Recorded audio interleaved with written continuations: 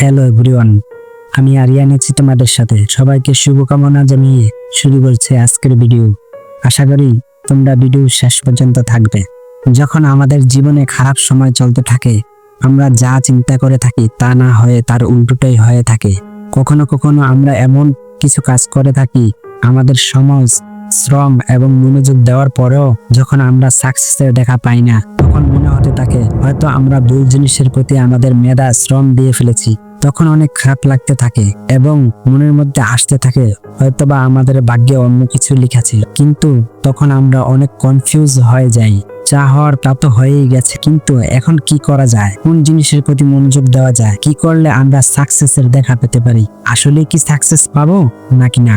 আর এই জিনিসগুলো আমাদের মনের মধ্যে চলতে থাকে, কারো কাছে শেয়ার করতে পারি না। আমরা তখন লো ফিল করতে থাকি, আর তখন আমাদের একা মনে হয়, আর এটাকেই লোনলিনেস বলা হয়। আর লোনলিনেস তোমাকে ধীরে ধীরে ইন্ট্রোভার্ট করে ফেলবে। তখন তোমার কাছে কারোর সাথে কথা বলতে মন চাইবে না, তোমার মানুষের সাথে মিশতে আনকমফোর্টেবল লাগবে। তোমাকে এটা জানা লাগবে তুমি নিজের সাথে যতই কথা বলবে, আস্তে আস্তে তুমি সলিউশনের দিকে যেতে থাকবে। কিন্তু লোনলিনেস এর একটা ডার্ক সাইড আছে, কারণ লোনলিনেসটা মেন্টাল ডিসঅর্ডার। লোনলিনেস এমন একটা ইমোশন, মানুষ তখন নিজেকে অনেক একা মনে করে এবং আত্মহত্যার প্রবণতাও আসতে থাকে। বিয়ে করার প্রতি অনীহা, মনের মধ্যে ভয় এবং কেউ তাকে মেরে ফেলবে এমন চিন্তা ভাবনাও আসতে। তার কাছে তখন একা থাকতে এবং সেট থাকতেই ভালো লাগে। অর্থাৎ তখন যতই চেষ্টা করুক নিজেকে ভালো রাখার জন্য, খুশি রাখার জন্য, কিন্তু অতীতে হয়ে যাওয়া কোনো খারাপ ঘটনা বারবার মনে করে কষ্ট পেতে থাকে।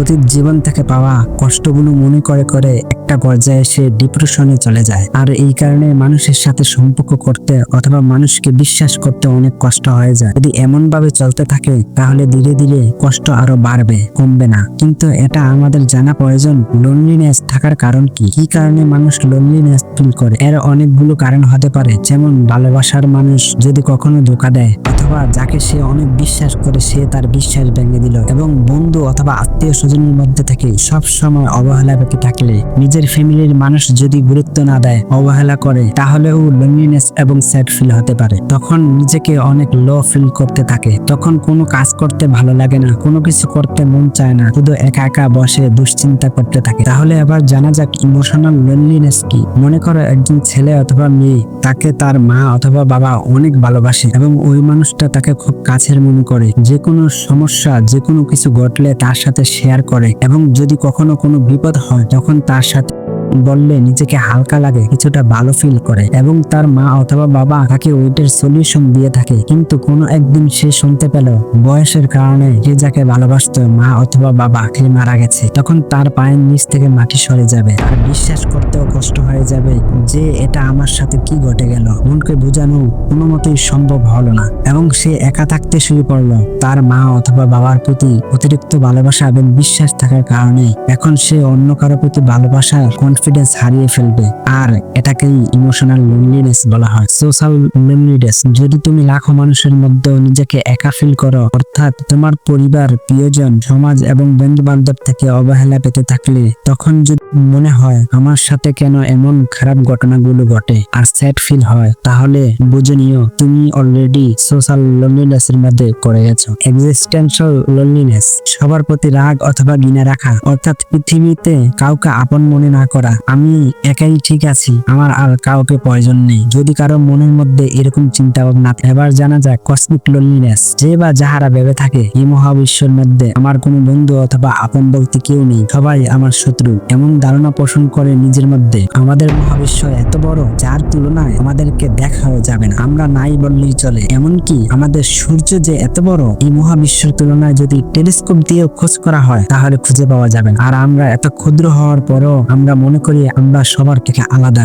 এবং অন্যকে ছোট করতে পারলে নিজের মনের মধ্যে মনে হয় আমরা অনেক কিছু হয়ে গেছি। কিন্তু বাস্তবতা হলো তুমি থাকো বা না থাকো, এতে কারো জন্ম মৃত্যু থেমে যাবে না, কারো বিবাহ বিচ্ছেদ থেমে যাবে না। কিন্তু তারপরও আমাদেরকে আমরা নিজেরা আলাদা ভাবতে অনেক ভালোবাসি। আমরা মনে করি আমরা অন্যদের তুলনায় অনেক আলাদা, নিজেকে অনেক বড় মনে করি অন্যদের থেকে। কিন্তু সত্যি কথা হলো এটাই, আমরা সবাই সমান। হয়তো সামান্য কিছু সময়ের জন্য তোমার মনকে বোকা বানাতে পারবে, কিন্তু ডেভিড হিউম বলেছিলেন এই মহাবিশ্বের তুলনায় একটা পোকামাকড়ের জীবনের মূল্য যতটুকু আমাদের জীবনের মূল্য, তার চেয়ে বিন্দু পরিমাণ ও বেশি না। এই মহাবিশ্ব আমাদের কল্পনার চেয়ে অনেক বড়। এই মহাবিশ্ব আগে যেমন ছিল ভবিষ্যতে তেমন থাকবে, আমরা থাকি বা নাই থাকি। আমরা যদি একটু মনোযোগ দিয়ে ইতিহাসের দিকে তাকাই তাহলে দেখতে পাবো অনেক ক্ষমতাবান রাজা যারা একসময় পুরো পৃথিবী শাসন করত, আজকে তাদের অস্তিত্ব মুছে গেছে, শুধু তাদের গল্পগুলো রয়ে গেছে ইতিহাসের পাতায়। এতে করে কি আমাদের মহাবিশ্বের কোনো পার্থক্য হয়েছে? আমাদের মহাবিশ্ব আগে যেমন ছিল তেমনই আছে এবং ভবিষ্যতেও থাকবে। তুমি থাকো বা নাই থাকো, নিজেকে এত ইম্পর্টেন্ট মনে করার কিছুই নেই। আমরা এই পৃথিবীতে একা এসেছি, আবার একাই চলে যাব। কালচারাল লোনলিনেস, অর্থাৎ যারা নিজের ফ্যামিলি ছেড়ে দূরে থাকে, যেমন জব এবং এডুকেশন এর কারণে বিদেশ থাকে, তারা কখনো কখনো কালচারাল কোনো অনুষ্ঠানে জয়েন করতে পারে না, নিজের ফ্যামিলিকে অনেক মিস করে। আর এই ধরনের ইমোশনকে কালচারাল লোনলিনেস বলা হয়। আর কখনো কখনো যারা একা থাকে তাদের মধ্যে এরকম চিন্তা ভাবনা আসতে থাকে, হয়তোবা আমি নিজেই মানুষের সাথে মিশতে পারি না, আমি কারোর সাথে সম্পর্ক ভালো রাখতে পারি না, অন্যদের সাথে কিভাবে ভালো করে কথা বলতে হয়, এবং এমন ভাবতে থাকে হয়তো আমার কারণেই সবার সাথে সম্পর্ক নষ্ট হয়ে যাচ্ছে এবং এর দায়ভার সম্পূর্ণ আমার নিজে। চলো তাহলে এবার একটু ভিন্নভাবে চিন্তা করি, কেমন হবে যদি আমরা আমাদের মাইন্ডকে পাল্টে ফেলি? আমি এটা বলতেছি না তুমি মানুষের কাছ থেকে অবহেলা পাওয়ার পরেও তার সাথে আবার কথা বলো, তুমি একটা কাজ করতে পারো, তুমি এই অবহেলাটাকে শক্তি হিসেবে ব্যবহার করতে পারো। তুমি একলাই থাকো, নিজেকে সময় দাও, পজিটিভ থাকো, মন থেকে খুশি থাকার চেষ্টা করো, কম কথা বলো, অন্যদের কথা বেশি শোনো, কারণ সময় কখনো থেমে থাকে না, সময় যখন ভালো চলেই যাবে। অতীতের কথা ভাবারই দরকার নেই, কারণ অতীত মানুষকে কষ্ট দেয়, আর ভবিষ্যৎ কি হবে তা তো কেউ জানে না। আমরা সবসময় যেরকম ভবিষ্যৎ ভেবে থাকি তেমন তো হয় না, তাহলে এটা নিয়ে ভেবেই কি লাভ? বোকামি ছাড়া আর কি।